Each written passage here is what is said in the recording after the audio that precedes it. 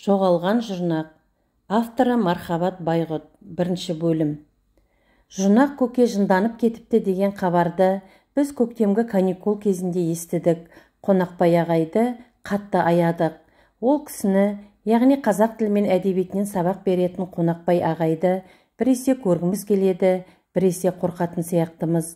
Жалғыз ұлы жайында желтоқсан көтерілісінен бері апта аралатпай жетіп жататын адам иланғысыз ақпараттарды арқалап жүргеніне 1,5 жылға жуықтап қалған бәріміз білеміз. Текемет кенті түгел біледі. Текемет түгілі 6 шақырым жердегі Айқұмырсқа аулы да 60 шақырым алыстағы аудан орталығы да біледі. 87 жылғы қаңтардың өзінде Қонақбай ағайды ауданға қайта-қайта шақыртқан. Онда қысқы каникул еді. Қасақана қар қалың түсіп, біздің белуарымыздан, ағайларымыз бен апайларымыздың тізелерінен асып кетті.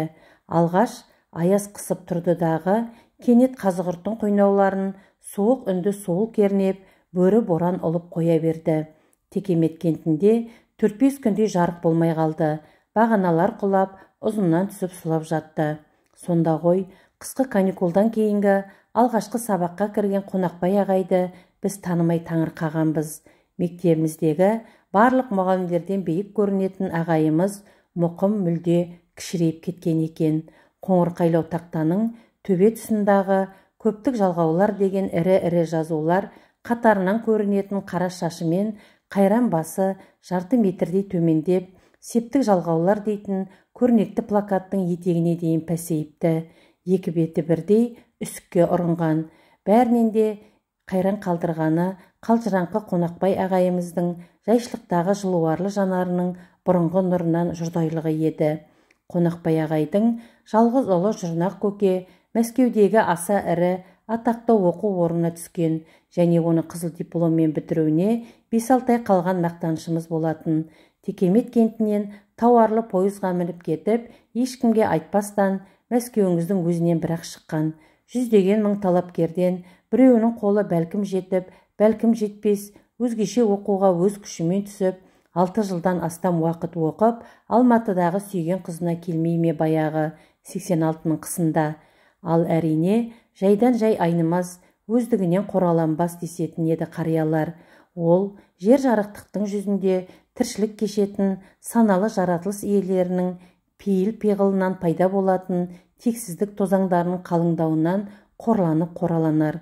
Желтоқсандағы жарқырап тұрған айдың 15-інде толып, алайда айналасы табан астынан тозғындана торланып, тозаңда қораланып тұрғанын байқатпаған балтәтті жолығыстың жалғасы тірсегінен қиылып түсер деп кім ойлаған. Әйтеуір, Жұрнақ Қонақбайұлы сынды мәскеулік студенттің де бүлікшілерді бастаушылардың бірі екенін естідік. Текемет кентінде Қазығұрт тауының бір бүйіріндегі кеңшар орталығында сыбыр мен күбір көбейді.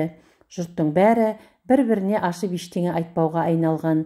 Күдік пен күмән ауруы асқына түскен. Қазақ тілі мен әдебиетінің сабақтары сирексіді. Қонақбай ағайды аудан мазалап, облыс жазалап, онсыз да қылқиып қалған мойнына қыл тұзақ салып, қыл дізгін тағып қойғанын сезінбедік дей алмаспыз. Мұғаліміміз сабақтарын солқын-салқын өткізеді, басын көтеріп бетімізге тіке қарауды қойған. Қонақбай ағайға өмір өгейленді ме, әлде өмірге ағай өгей тартты ма, әйтеуір қандай да бір күрделі құбылыстарды қиянат қана қалдыратындай қияс сызаттарды сезінетінбіз. Газеттердің бірінші беттерінен ызғар шашып, зымияндана жымиятын келімсек көсемдейін өмірдің түсі де соншама суып, суық жылдары жылымасқа кеткенін де ағайымыздан аңғарып, жүрегімізбен солдайтын. Жұрнақ көкені соттағалы жатыр екен десті.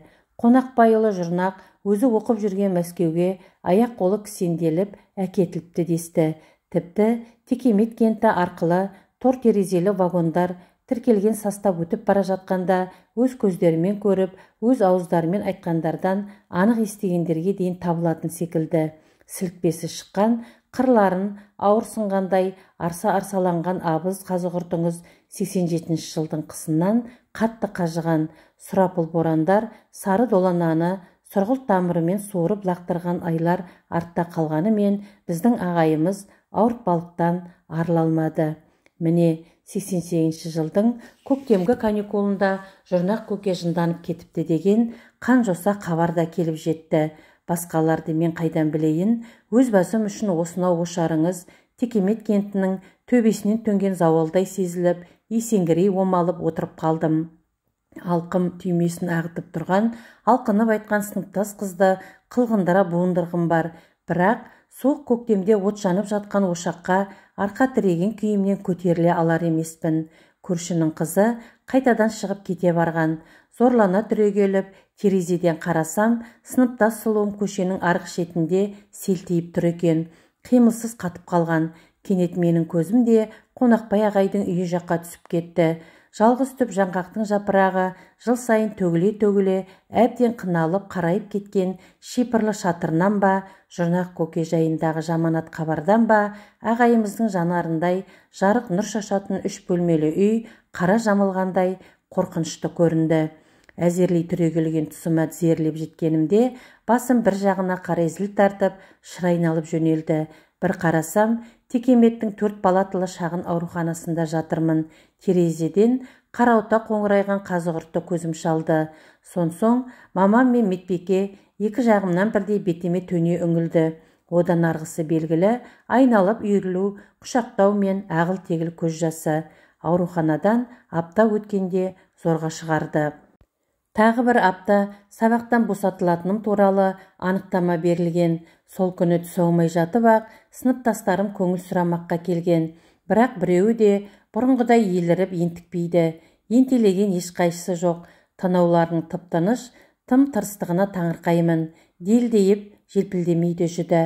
Не болған сонда бұларға? Әрине, үлкендер үнемі қайталап, қағидалайтындай бәріміз де пендеміз. Ең алдымен адам деген хайуан өзін ойламай ма? Мына мен хайуаныңыздағы өзімді алға шығарыппын ау сонда.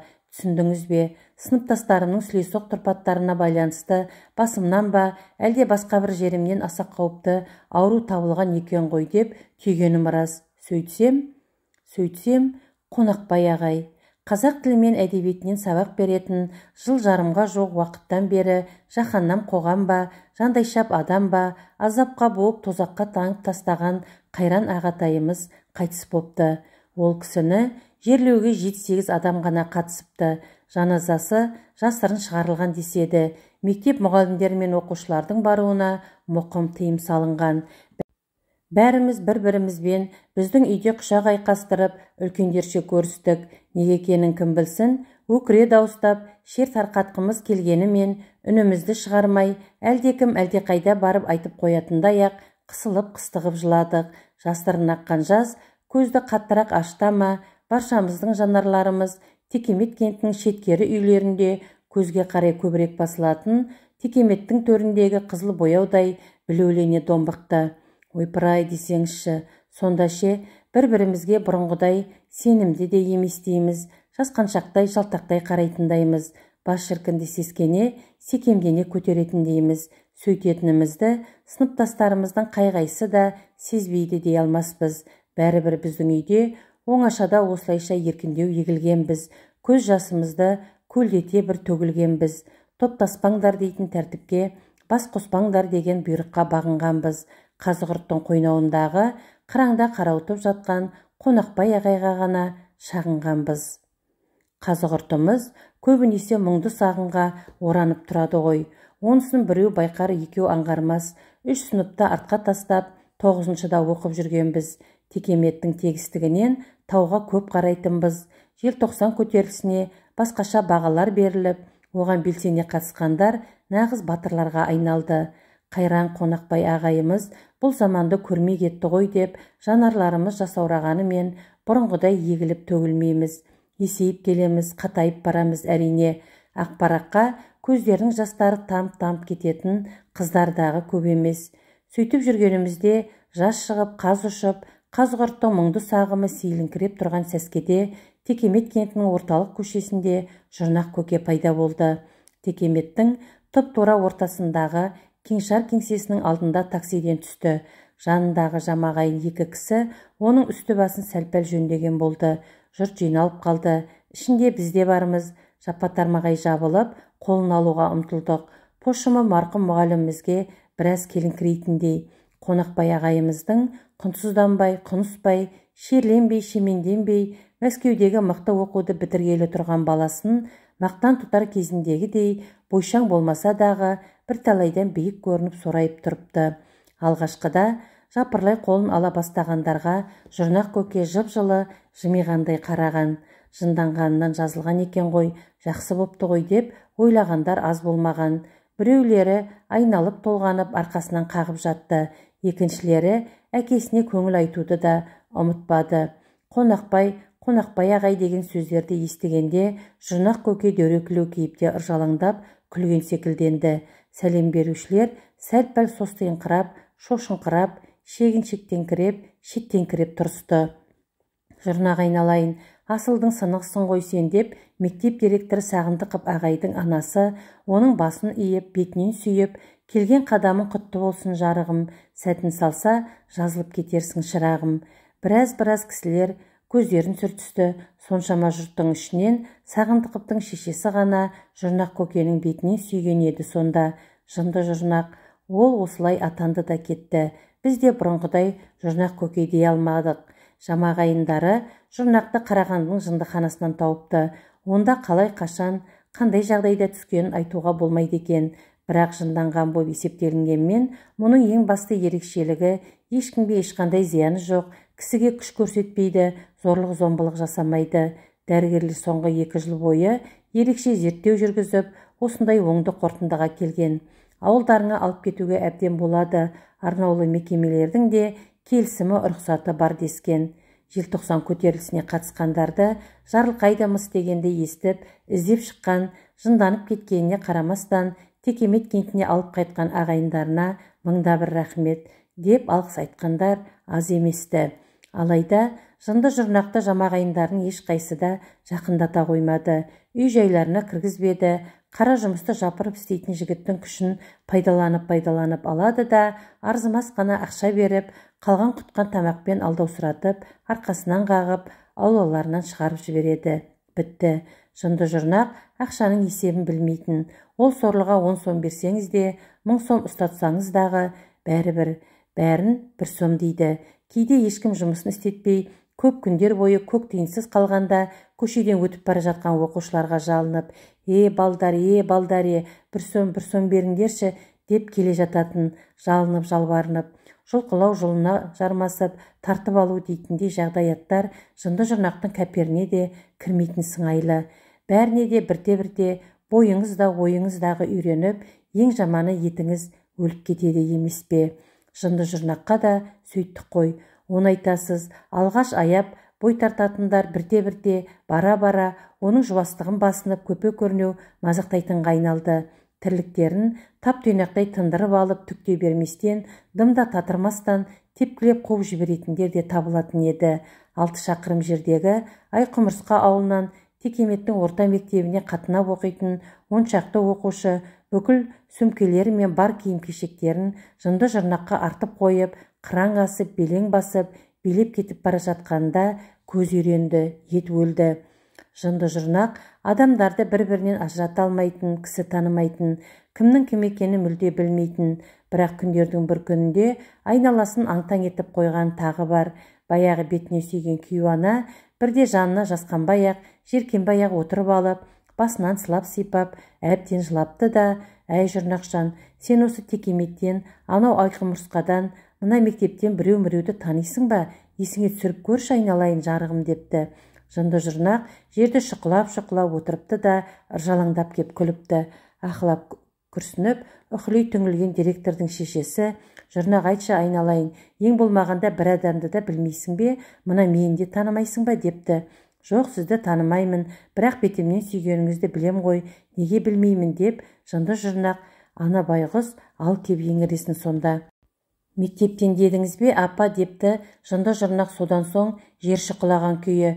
Мектептен кімдерді танисың деп сұрадыңыз ба жаңа? Менен, мына менен? Иә деп айқай сапты мектеп директорының шешесі. Айтшы, Кімдерді білесің, айналайын жарығым, жұрнағым? Сағыныш апайды танимын, Сағындықов ағайды білемін. Болды, басқа бірде-бір адамды білмеймін, апа, ренжімеңіз. Көзінің жасы көл болып, ебіл-дебілі шыққан ана, айналып кетейін жұрнағым-ау. Сол Сағындықов деген мектеп директоры менің балам ғой. Мені неге танымайсың?